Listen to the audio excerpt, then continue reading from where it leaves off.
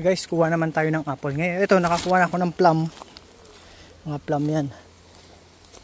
Tapos, kuha naman tayo dito ng apple. Ito, maraming prutas dito.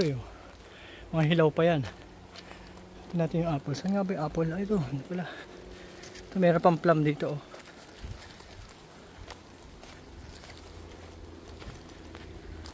Mga prutas yan. Dahil prutas dyan. Merong, ito, makopa. Ano ba yan? Makopa.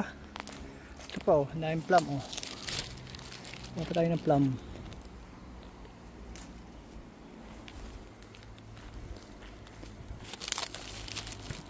Diba? Ang dami Wow. Tiba-tiba.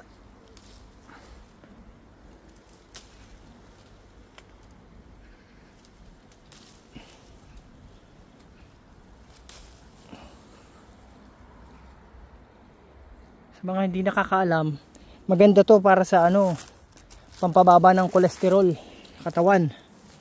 Wala na bad cholesterol. Para maiwasan yung pagkakaroon ng heart attack.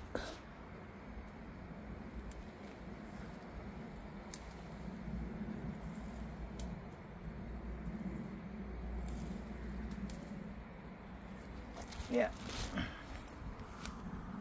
Meron makuha dito sa farm ni Lola.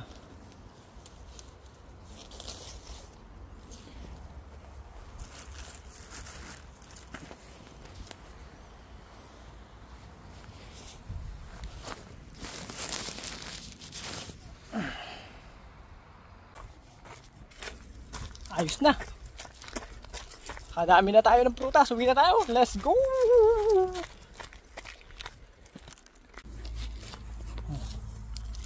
Yan, dami